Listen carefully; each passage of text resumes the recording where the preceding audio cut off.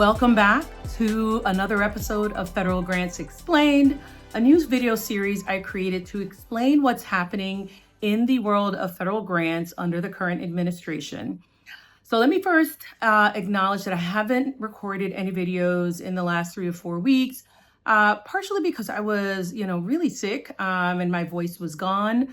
As a matter of fact, you may still hear some remnants of that right now, but I was determined to record another episode. There's been so much happening, and I just really wanted to get back on camera and share what I've learned.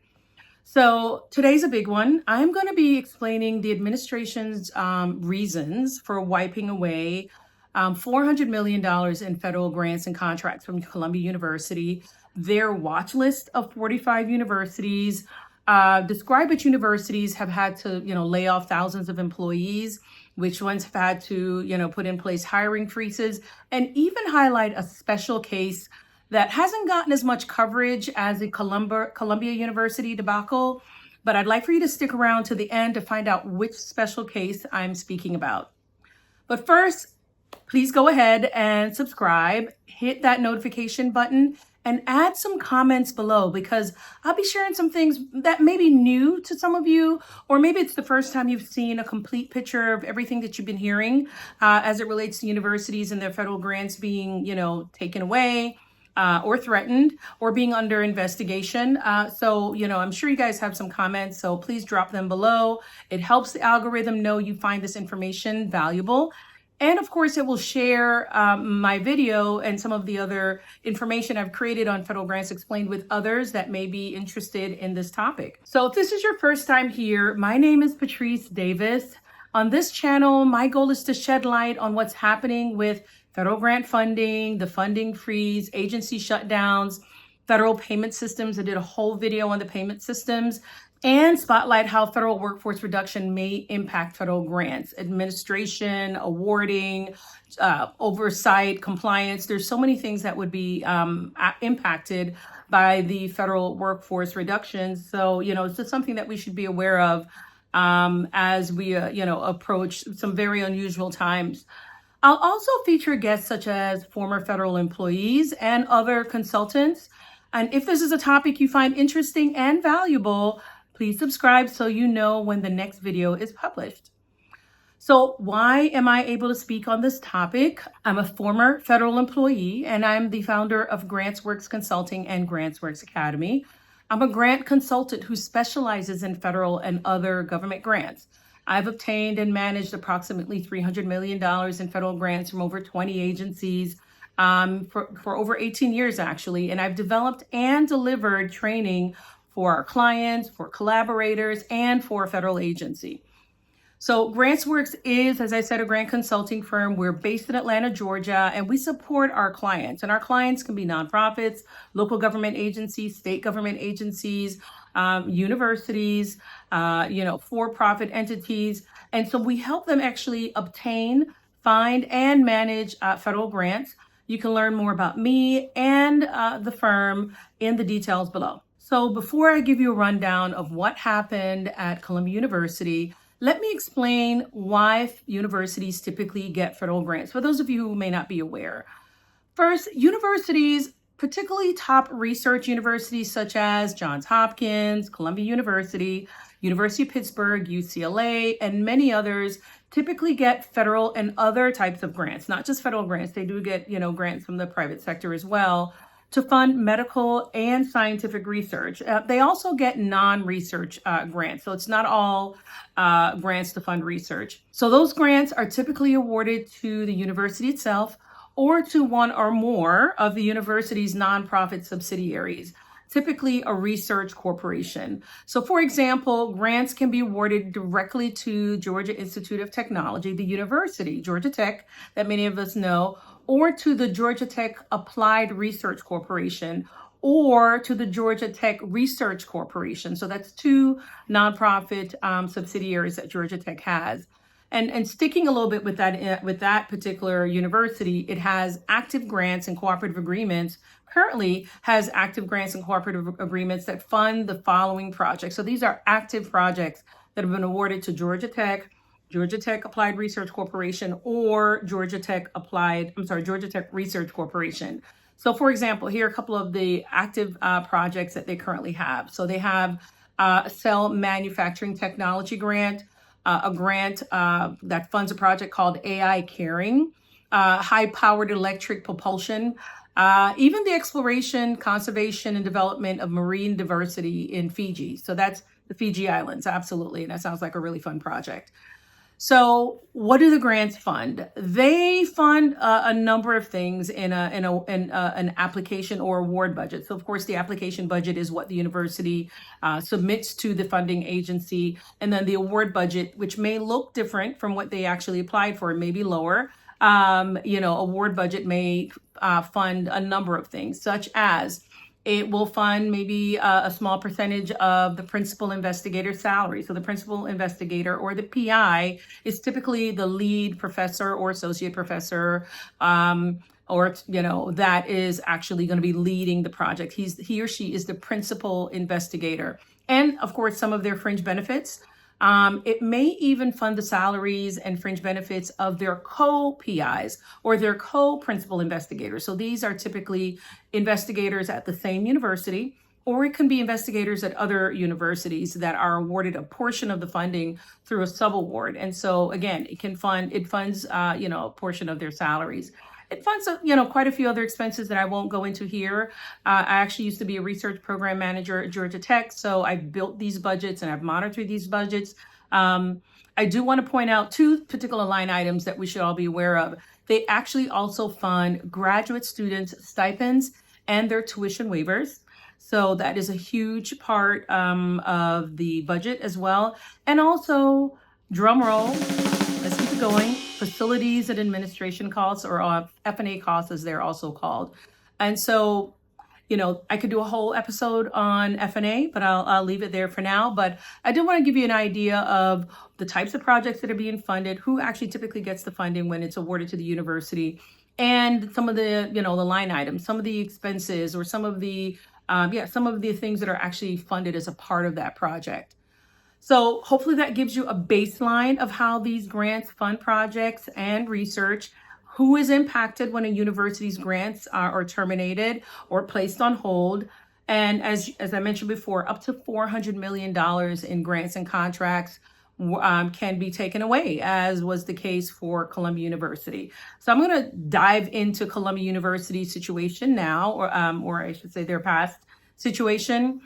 And so I'll call it the Columbia University debacle. So this is the part of the episode where the pace will pick up a little, because I'd like to start limiting these episodes to 25 to 30 minutes. But I definitely still want to share what I've learned. But I do think it's important that we keep these episodes, short and sweet, but also still chock full of, really good, juicy information. So you guys can walk away feeling like you've spent, the last 25 minutes of your time well. So let's jump into it. Before I continue, though, I'm going to ask you again to please subscribe, turn on the notification bell if you find this information valuable, eye-opening, or even entertaining. Please go ahead and subscribe. So this all started for Columbia University on March 7th, 2025, when the university got word from 4 federal agencies that they were canceling $400 million in federal grants and contracts because the feds came to the conclusion that Columbia was continuing its, quote, inaction in the face of persistent harassment of Jewish students. And so you should be seeing on the screen the responding to federal action notice from Columbia's Office of the President. So, the federal agency sent a joint letter, and then, of course, the university responded, specifically a notice from the Office of the President, basically saying, hey, we've got this notice, and we're going to make sure that we respond and all the things that one would expect from the Office of the President. Hi there. So this is the initial response from Columbia University's Office of the President. Number one, acknowledging that they did receive the notice from the U.S. Department of Education, Department of Justice, Department of Health and Human Services, and the General Services Administration. Again, here it is. Today we were notified of federal action from these agencies canceling $400 million in federal funding to the university. And one of the things they pointed out, there is no question that the cancellation of these funds will immediately impact research and other critical functions of the university. students, faculty, staff, research, and patient care. So of course, Columbia University has the university, but there's also the university hospital. So just want to make sure you guys were aware that Columbia was likely doing both scientific research and medical research. So, and they are continuing to do that because 400 million wasn't all of their grants. It was just a percentage of the federal grants that they actually had. Again, 400 million represented both grants and contracts. So again, just wanted you all to see the first acting president's response. And then of course, this all came from their acting president at the time. Her name was Dr. Katrina Armstrong. Also on the screen that you should see coming up is the press release from the U.S. Department of Education announcing the initial cancellation of grants and contracts to Columbia. So I just wanted you guys to see with your own eyes, some of these things that were being communicated back and forth. So you don't think like some of this stuff is made up. Here's some, proof of what was sent to, to the different institutions. So this is the letter, the press release actually announcing the initial cancellation of grants and contracts, $400 million in grants and contracts to Columbia University. And they were from 4 different agencies. I believe I mentioned that, again, U.S. Department of Justice, U.S. Department of Health and Human Services, U.S. Department of Education, and the U.S. General Services Administration, again, announcing the immediate cancellation, this is very interesting, of approximately $400 million in federal grants and contracts to Columbia due to the school's continued inaction in the face of persistent harassment of Jewish students. So just want to make sure that you guys were able to see this press release. You can come and check this out for yourself. So the U.S. Department of Education press release noted that Columbia has more than $5 billion in federal grant commitments. So we're saying, hey, we know y'all got $5 billion in federal grant commitments, and we're going to take a slice of that. All right, we're going to terminate a slice of that. We're going to put some of this on hold while we figure out what's been going on. So basically, the feds also noted that the Joint Task Force to Combat Antisemitism would conduct a, quote, comprehensive review of the university's federal contracts and grants in light of ongoing investigations under Title VI of the Civil Rights Act, and that universities must comply with all federal anti-discrimination laws if they are to receive federal funding. So in previous videos, I've explained the difference between a federal contract and a federal grant. There are differences. A federal grant or federal cooperative agreement is federal financial assistance. A federal contract is basically a contract that federal agencies award to different types of entities, whether it's a business, whether it's a university or a hospital, to carry out something, to do something on the federal government's behalf. Whereas federal financial assistance is funding from the federal government to that institution to carry out something, the public good. And that's why, of course, they get the funding in the form of grants and cooperative agreements. So you probably heard that Columbia agreed to the Fed's requirements. And here's the March 13th letter from the feds telling Columbia what they must do. So you can go ahead and see that right now. So I wanted to also show you the letter from the U.S. Department of Education. Of course, they added, of course, the GSA logo and, of course, the U.S. Department of Health and Human Services logo here.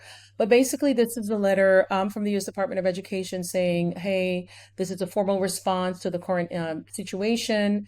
Here are the things you have to do in order to be able to, come into compliance. And they basically told them they needed to enforce existing disciplinary policies. And again, they basically let them know that meaningful discipline means expulsion or multi-year suspension. They're basically telling them how to handle these situations with these students that, they felt were participating in anti-Semitic behavior. They wanted the primacy of the president in disciplinary matters. They wanted, of course, a mask ban, but of course that mask ban does have religious and health exemptions. And so quite a few others. Just want to make sure you guys were seeing the letter, and this letter is from Josh Grunbaum of the General Services Administration, Sean Kevaney, I believe, of the U.S. Department of Health and Human Services, and of course, Thomas Wheeler, Acting General Counsel at U.S. Department of Education. I'm going to go ahead and describe that as well. They basically asked Columbia to complete and document compliance with the following requirements by Wednesday, March 20th. So they received the notice from the feds on March 13th. By March 20th, they needed to be able to respond and document that they've actually, done the things that the feds asked them to do. So they needed to be able to demonstrate compliance. This is something that happens in the federal grant space where some kind of non-compliance has been either reported or, there's some kind of non-compliance that the feds have noticed, and they basically want the grantee to respond in writing and obviously be able to demonstrate, everything that they're actually sharing in writing, not everything, but many of the things. So they needed to do just a couple of these. This isn't the full list, but they needed to enforce existing disciplinary policies. And they specifically wrote in the letter, which I found interesting, meaningful discipline means expulsion or multi-year suspension. So they're basically saying to Columbia, you can discipline them, but we need you to understand that meaningful discipline means expulsion or multi-year suspension. They also asked them to abolish the university judicial board and centralize all disciplinary actions and make sure that they're processed under Columbia's Office of the President. They basically say that they want to empower the president, the office, to suspend or expel students. They asked the university to ban all masks intended to conceal identity. And of course, they did have religious or health exceptions. They did ask the university to create a plan to hold all student groups accountable, to establish a formal definition of antisemitism. And then, this number 6 was a surprise for me. They basically asked the university to put the Middle East, South Asian, and African Studies Department under academic receivership for a minimum of 5 years. So the thinking was, these departments are radicalizing students, basically. And so we need to put them under academic receivership. And then number 7 is they needed to reform their admission process, including a strategy to reform international recruiting to, quote, conform with federal law and policy. So these are just some of the demands. I think there may be 1 or 2 others that's not included in this list, but just want to make sure you guys were aware of at least the ones that stuck out to me. So by March 21st, by March 20th, of course, they met the deadline. By the 21st, the New York Times has already reported a story that basically Columbia conceded. In fact, the New York Times described it as a, quote, remarkable concession to the Trump administration that stunned and dismayed many members of the faculty. The article goes on to note that, quote, legal scholars for academic freedom expressed alarm over Columbia's dangerous surrender and feared K-12 public schools, hospitals, nursing homes, and business initiatives could also be targeted. So just wanted to give you, some insight into what was happening at Columbia. Interim President Katrina Armstrong then resigned a week after announcing the policy changes at Columbia and has since been replaced by Claire Shipman, who is now the acting president at Columbia University. Interestingly, Chair of the House Committee on Education and the Workforce, Republican Representative Tim Walbert of Michigan, bid, Armstrong goodbye, gave her well wishes, but then also noted, we will be watching. So, I just thought that was a really interesting, if you want to call it cherry on top for this, I will call it a debacle, for a number of reasons. But just thought you guys would be interested in learn a little bit more about what happened at Columbia universities. So other universities, of course, have experienced something similar, and many are responding in different ways. So what are those other universities that have had their funding either terminated or threatened to be terminated?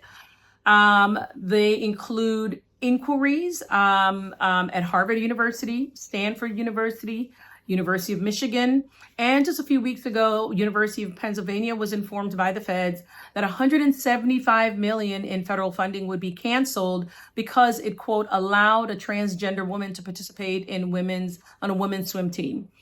On March 31st, Reuters also reported that $9 billion in federal contracts and grants awarded to Harvard University were under review, specifically $255.6 million in contracts, and then $8.7 billion in multi-year grants. So that's one of the things I pointed out, I believe, in the very first video that I recorded, that when an institution gets a grant, it's not necessarily a 1-year grant. It could be a 5-year grant. And let's say one 5-year grant is $10 million. Another 5-year grant is $20 million. There may be a 3-year grant for $12 million. And so this $8.7 billion, again, represents a lot of grants over multiple years. So the full value of the grant, so to speak. So here are the Fed's demands for Harvard. Number one, they're asked to review and change programs and departments that, quote, fuel anti-Semitism. They're asked to, institute disciplinary reform and consistent accountability.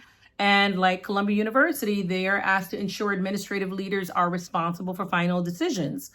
They're asking for a comprehensive mask ban, again, with religious and health exceptions. They're asking Harvard to hold student groups accountable for violations of Harvard policy and to make governance and leadership reforms within the university. And of course, adopt and implement merit-based admissions policies and cease all preferences based on race, color, or national origin.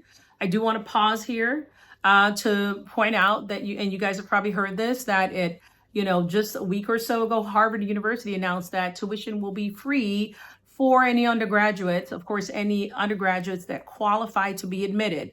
I do want to always clarify that because sometimes institutions announce a policy and they say, hey, all undergraduates, who with a family income of $250,000 or $200,000, as in this case, are going to have tuition will be free.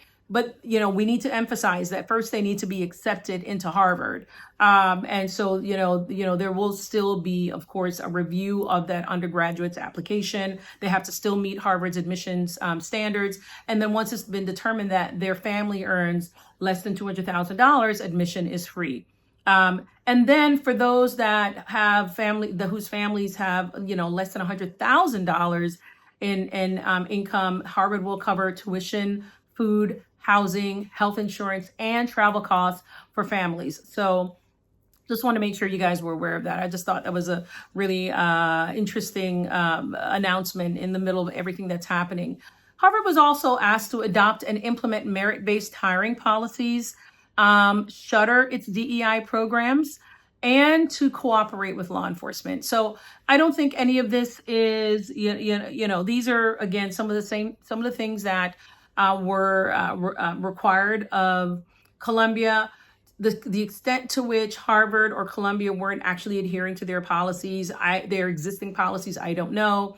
But clearly what they're trying to do is say, hey, universities, the president released an executive order saying that, DEI is something that we want to avoid altogether in the country.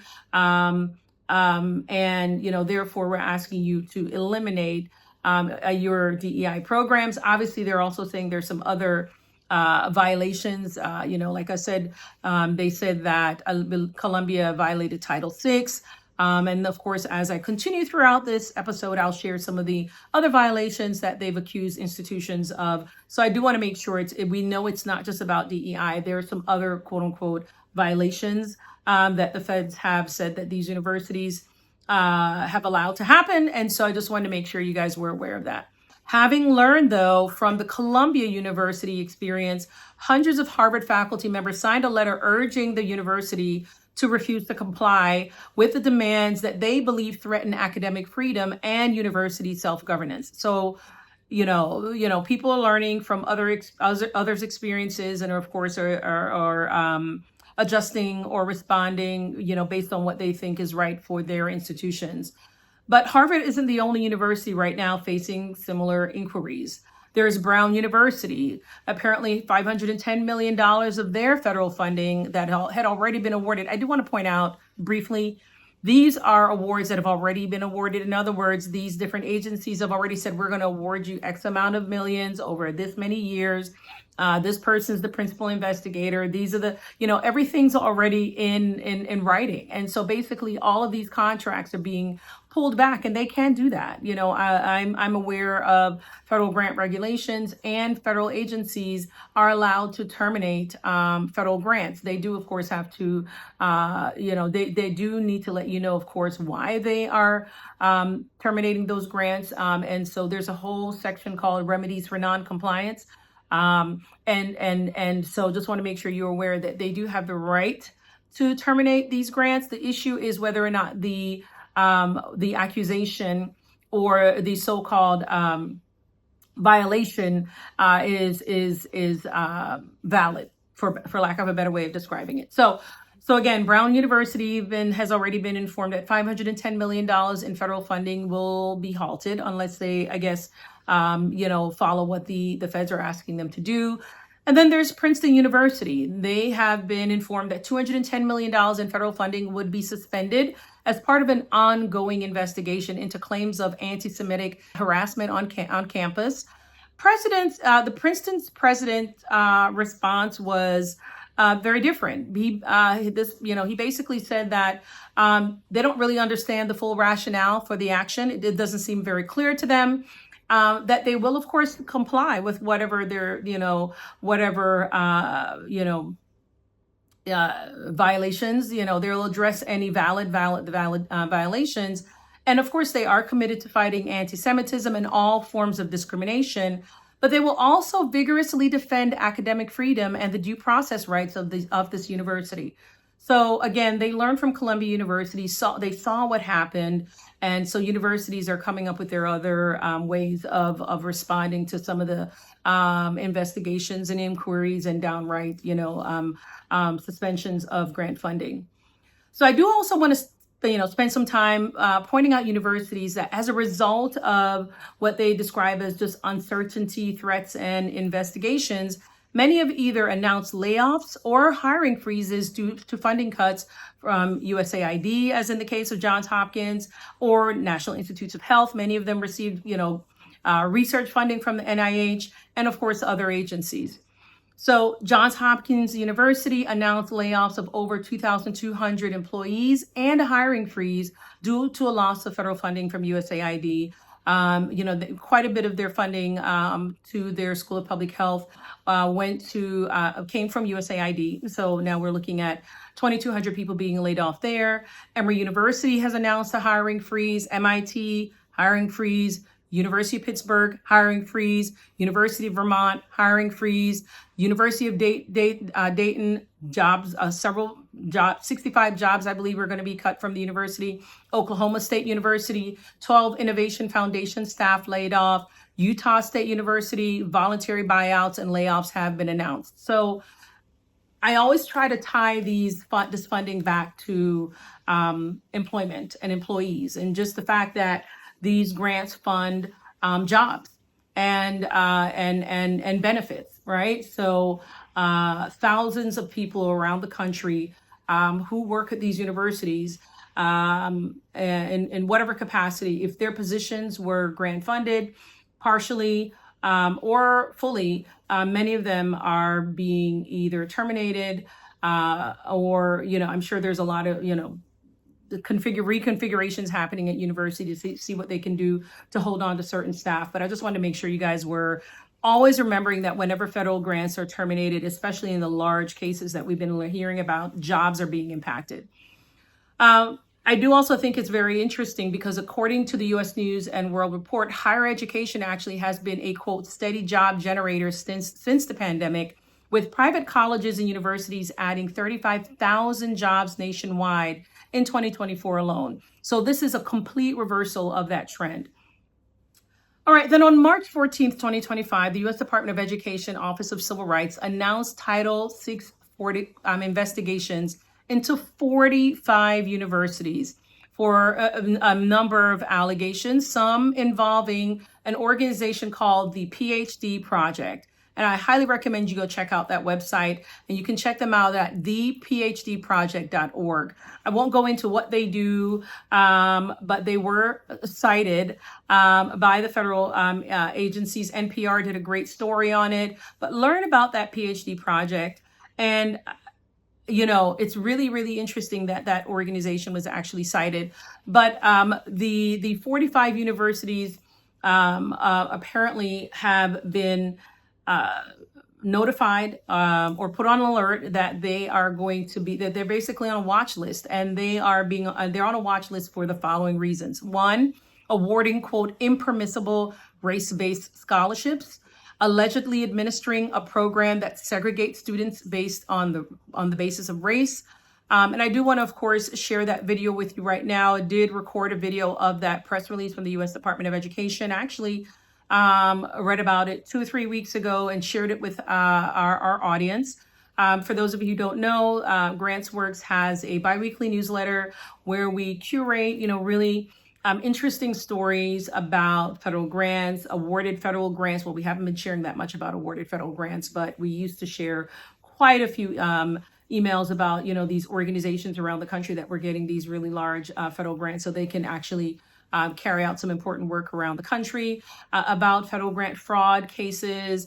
There's a section called Patrice's Corner where I provide my insight on a topic, and of course where we announce things such as upcoming webinars that we're hosting or upcoming webinars that we may be hosting in partnership with another organization. So definitely want to check that out, and I'll include a link for you to join our newsletter to make it easy for you to do that. Okay. So this is the letter, actually the press release from the U.S. Department of Education's Office of Civil Rights, basically alerting 45 universities. I've since learned it's actually 52 universities in 41 states.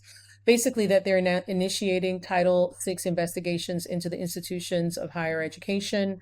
This is the, of course, them actually citing the PhD project, as I mentioned. So just want to make sure you guys were aware of that. Again, I highly recommend that you go to thephdproject.org to learn a little bit more about the organization. So the university is now under investigation for allegedly engaging in race exclusionary practices in their graduate programs include Arizona State, Boise State, and it keeps going, Carnegie Mellon, Clemson, Cornell, Duke, Emory, Georgetown, MIT, NYU, quite a few state universities, as you can see. And so just want to make sure you guys saw this. University of South Florida, apparently. These schools are under investigation for alleged impermissible race-based scholarships and race-based segregation. Grand Valley State University, Ithaca College, New England College of Optometry, University of Alabama at Birmingham, University of Minnesota Twin Cities, University of South Florida, and University of Oklahoma Tulsa School of Community Medicine. So again, I just wanted you all to see this. I'm going to, just kind of scroll up as slowly as possible. Towson University in Baltimore. I used to live in Baltimore. Just so you all could see the list. Maybe your university or someone their university is represented in this list. And you can certainly Google to find out more about where things are with these investigations. If you've made it this far, I thank you, first of all, for sticking around. At the start of the video, I did share that there was a special case of universities being targeted. And again, I asked you to stick around for my overview, and I do have that overview ready for you. Before I cover that, though, I do want to share a few details about our federal grant funding and management training series. The training series is an online training program that we developed to help you train your team to obtain, manage, and comply with its federal grants. And I'm excited, actually, to announce that it can now be accessed on demand. Actually, it's always been accessible on demand, but we revamped it recently, and we really enhanced a lot of the educational value. We've revamped the learning objectives. We've added quite a few details in that portal to make it easier to navigate. We even have some guidance on how to navigate. There are a few videos in there of me giving you some insight on, some of the things, some of the highlights from some of the training. So we've really, beefed up, for lack of a better way of describing it, the engagement aspect of the training itself. And so in addition to it being available on demand using our training portal, we also now are offering it through a licensing agreement. So we do have licensing opportunities that we would love to, discuss with you. So if this is something you think your organization would be interested in, please contact us, and the number and phone and email contact is below. The training is perfect for school districts, for local government agencies, and other municipalities, and any organization that knows that they need to provide training to their new or even their experienced grant staff. So maybe your organization is building out its grants team and you need interactive, well-designed and really, really effective training. The Federal Grant Funding and Management Training Series is that training. And again, now you can access it on demand through our portal, or of course, you can access it through a licensing agreement with our firm. So I'm gonna stop describing it and let you watch a snippet of that training program now. Hi, this is Patrice Davis, CEO of GrantsWorks and host of Federal Grants Explained. I'm a federal grant consultant with over 18 years of experience obtaining and managing federal grants from over 20 federal and other government agencies. GrantsWorks is a grant consulting firm that supports our clients as they find, obtain, manage, and comply with federal and other government grants. We also provide in-person and online training solutions. One of those solutions is the Federal Grant Funding and Management Training Series. It is a 3-module training program that is certified by now 2 professional associations, with more on the way. It was developed based on a training program the firm developed for a federal agency that is consistently rated now 4.7 out of 5 stars by now almost 900 people around the world. It also includes 2 valuable downloadable resources: the Ultimate Government Grant Application Checklist, which will help your team be as prepared as possible for federal and other government grant applications, and the Cost Allowability and Supporting Documentation Guidance. This will help your team know what documents are needed to adequately support expenses charged to a federal grant. Here's a quick preview of the Federal Grant Funding and Management Training Series.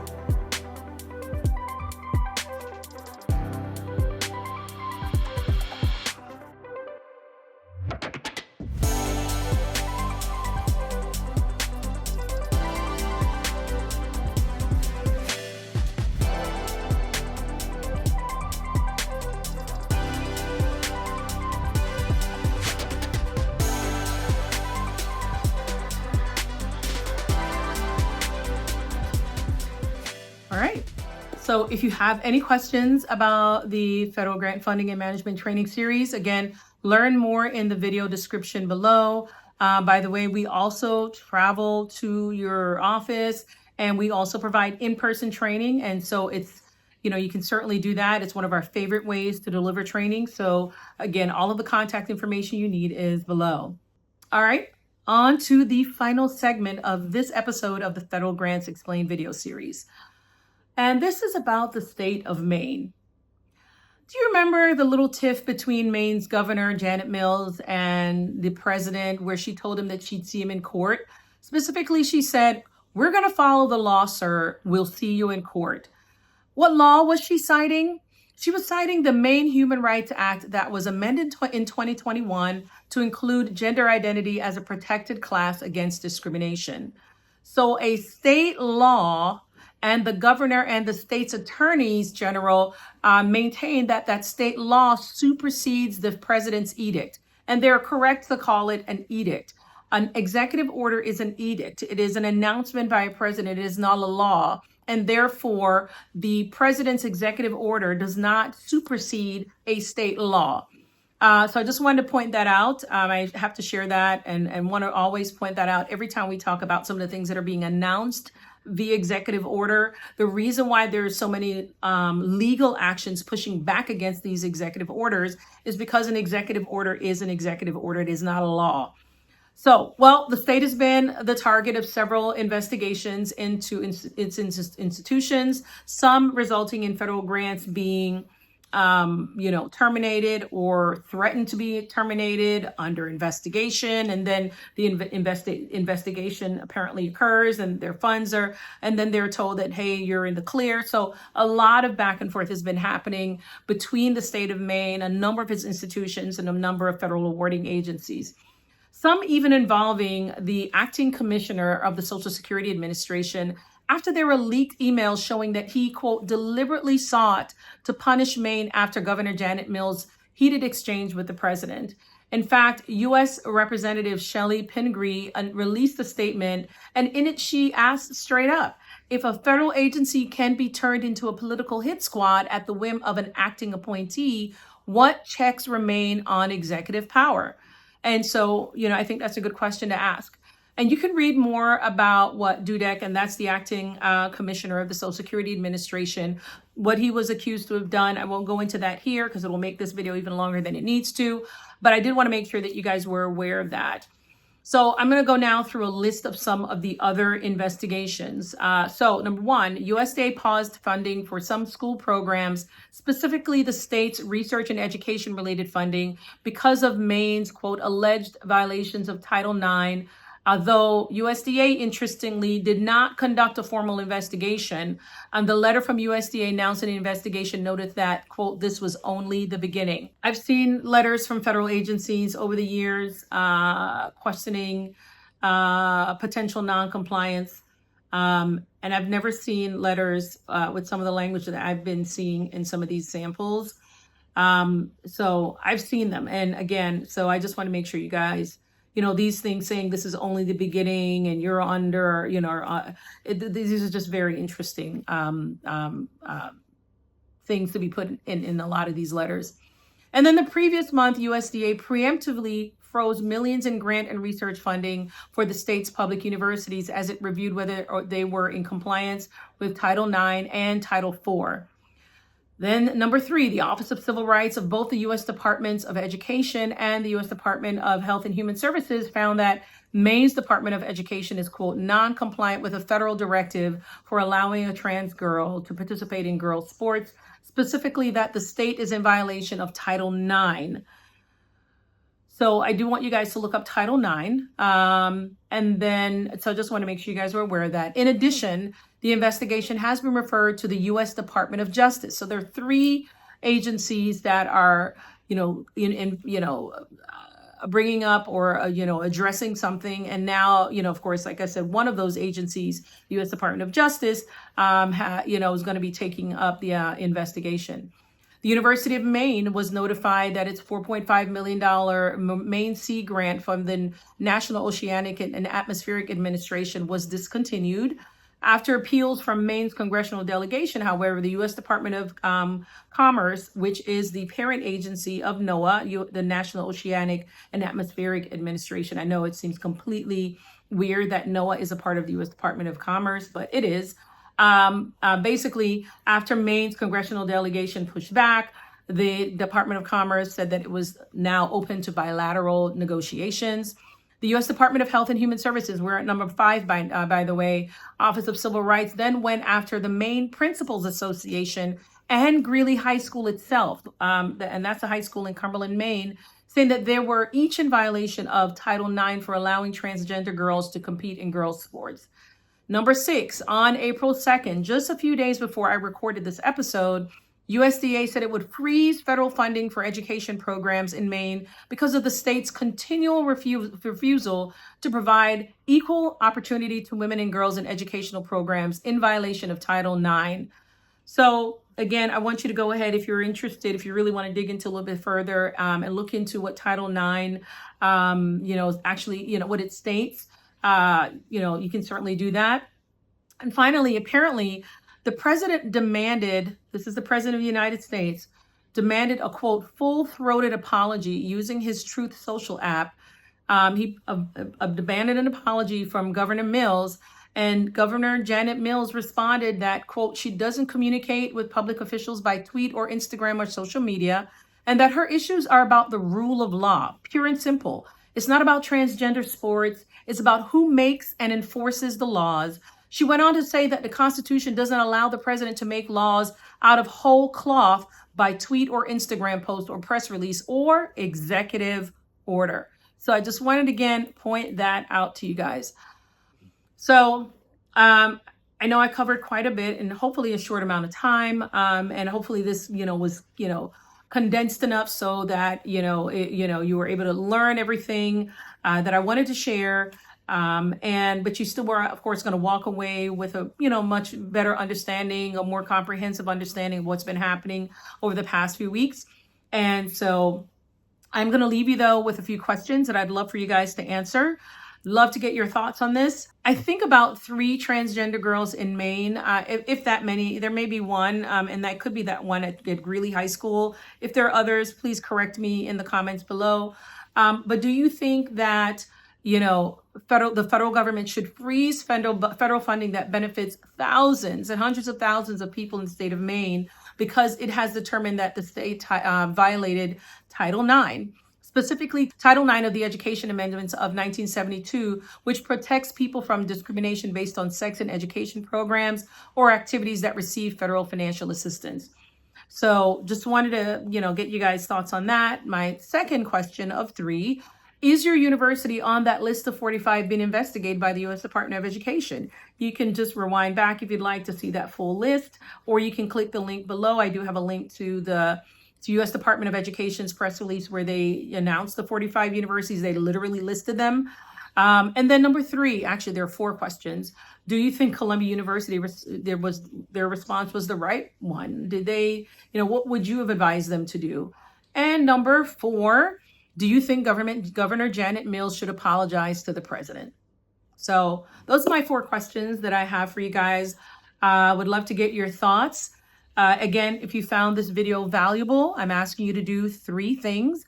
Press that like button, subscribe, and of course, share it as far and wide as possible. If you'd like, you of course also can press the notification bell so you can be notified when I release a new video. But again, I hope you learned, again, the full picture of what's been happening with federal grants that have been awarded to universities. I know my voice is still kind of squeaky, so hopefully this is all coming across as clearly as possible.